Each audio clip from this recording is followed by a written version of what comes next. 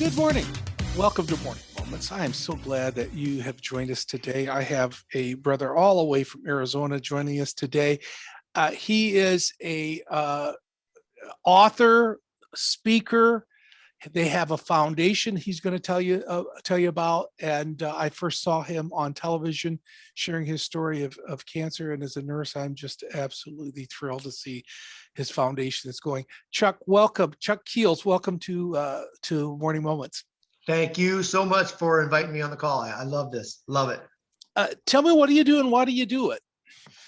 So I'm a cancer coach and I never planned on this. It's definitely something that, God had planned for me. And what happened was 6 years ago in 2015, I was diagnosed with stage 4 prostate cancer myself. And it wasn't just a little touch either. I actually was diagnosed with stage 4 prostate cancer that got into my bone marrow. I was told by the doctors that it was in 90% of the bones in my body. And at that point, there was nothing the medical industry could do for me because it was so bad. And so at that time, they said I may have 3 months to live, and they actually put me in hospice. So we all know what hospice is and what that looks like. And you hear the word hospice, it's usually, the end of the journey. And what happened was I planned on loading my boys up on a plane and headed back from Phoenix to Ohio so I could get them back to my family before I melted away. And the day we were supposed to leave, I suffered a broken back or a spinal collapse, compression fracture. The bone was damaged from the cancer, metastasized, and just got to the point where it couldn't hold me up anymore. And it broke. I was on the floor. Got off the floor by 8 firefighters into an ambulance to the nearest hospital to where this happened. Some more tests and scans were ran. And to my surprise, 2 spinal surgeons, a house doctor, and a cancer doctor come into my room, and they're holding my files, and they said, "We have a plan." And I said, "Okay, what's your plan?" I was already in hospice, on the other side of town. And they said, we want to do 2 surgeries tomorrow and then start chemo the next day. And I said, "Hey, a fight's a fight, right? Let's go. So I went through two surgeries the next day. And in the recovery room, the room turned weird cold on me. And I looked to the right to see if somebody left the double doors open and the cold air came through. And when I looked to the right, the doors were shut.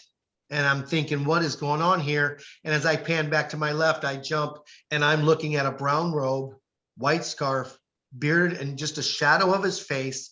And his right foot steps out towards me. He reaches out and touches me on the shoulder, and he's gone. And in my head, I'm thinking, is it a doctor? Is it a nurse? And in my head, it says, "You were in the presence of Jesus."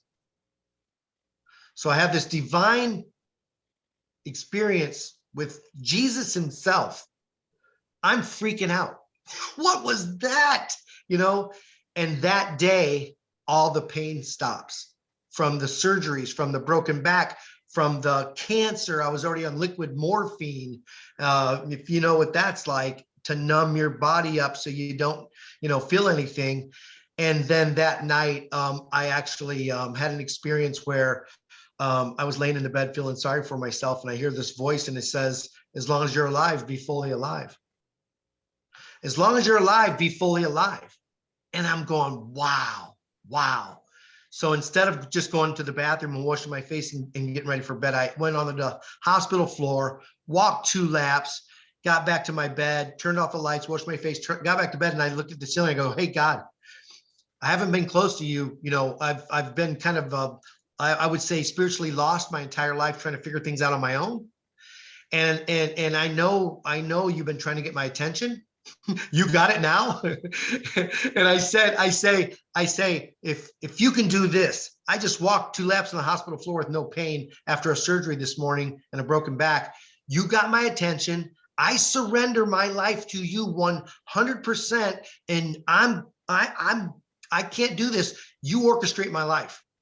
This is 6 years ago.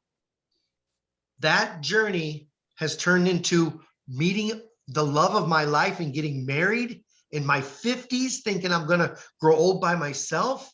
She has stage 4 breast cancer.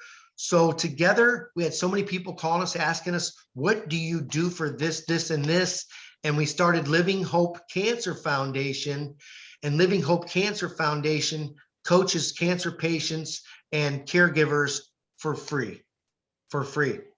And the most beautiful part about this whole thing is cancer is pretty scary.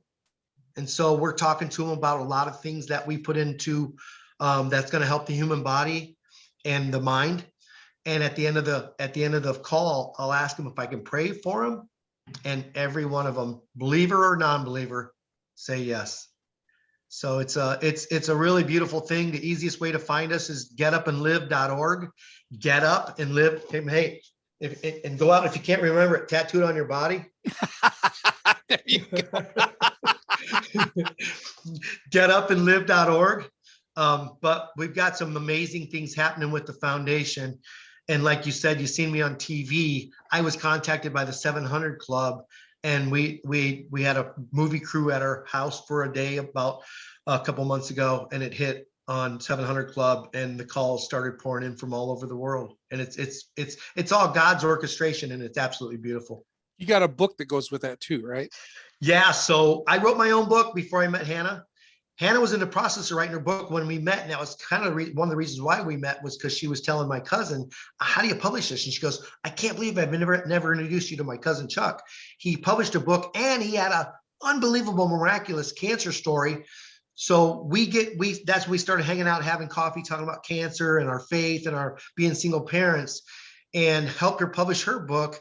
And then through the last couple of years, her cancer started spreading again. We lived this unbelievable life with my wife with stage 4 breast cancer, surgeries, pain, and all this. And we tell this story and people are like, what do you mean 2 stage 4 cancer people? It's almost unbelievable. So we had to write another book together called Get Up and Live. And this is absolutely super powerful. And I'm not just saying that to sell a book.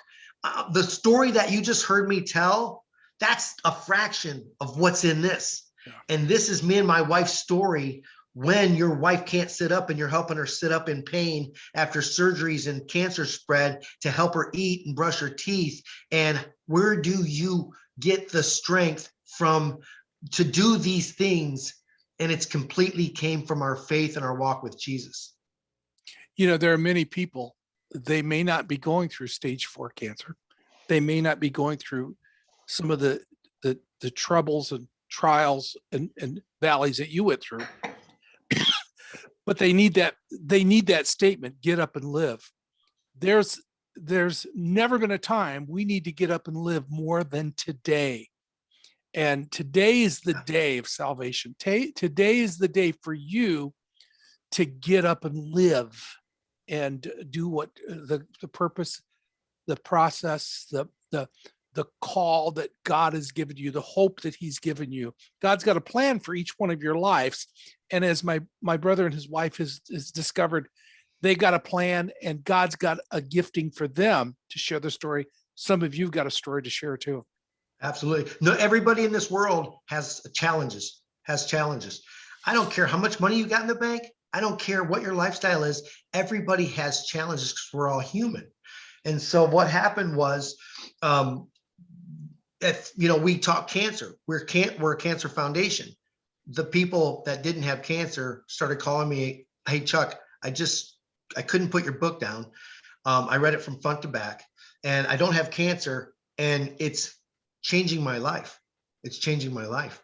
It's just like you just said, it's everybody needs that direction and that inspiration. And sometimes we get a little bit lost and don't know how to get there. We are coaching people. If you have cancer or just another challenge in life, it doesn't matter. You can go to our site, watch the free coaching videos. There's a series on there called the Cancer Roadmap Project that we started writing down topics of important things that we were talking to people about on a daily basis, just from being cancer coaches. But what happens when you're a cancer coach? You become a life coach. You're talking about everything. Oh my gosh, my mom passed away 3 years ago and I haven't gotten over it yet. You start talking about all these things. And so what happened is this Cancer Roadmap Project came out. We filmed videos all over the country. They're only 2 to 3 minutes long. They're very powerful, and they're always going to be free. They're always going to be free. That's why we opened it up as a nonprofit. as a 501c3 Living Hope Cancer Foundation, we pedal, we do fundraising, we ask for donations, we do all that stuff because that's what keeps us coaching people for free on the phone all day long. And like we're talking about, everybody don't have cancer, but they have challenges in their life. Yeah. And so, the answer, I'll give you guys a shortcut. The answer to everything is Jesus, but you've got to find your own path on how to get there. Yeah. You've got to find your own personal walk with him. And when it happens, when you meet me and my wife and you see the smiles on our face, even dealing with, we're both stage 4 cancer thrivers, and people look at us and they're like, look at the glow. How are you so healthy? You cannot do this without Jesus. Yeah. Bottom line. I want you to look at the sites below. I've got their links. Take a look at their foundation, the book, and the information. Keep praying for them that God would continue to use them in their ministry and what they're doing for not only cancer survivors but for everybody. And God's going to continue to bless them. God's not done writing their story yet, and He holds the pen. Yes. And let me tell you, God's not done writing your story yet. He holds the pen. Give Him the pen. Let Him write the story. And God is going to work through you as you surrender to Him. Thank Amen. You, Chuck, for sharing today. And may God richly bless you. Thank you so much. Love you. Thank you all for coming to Morning Moments. And I'm going to ask you to keep on coming back.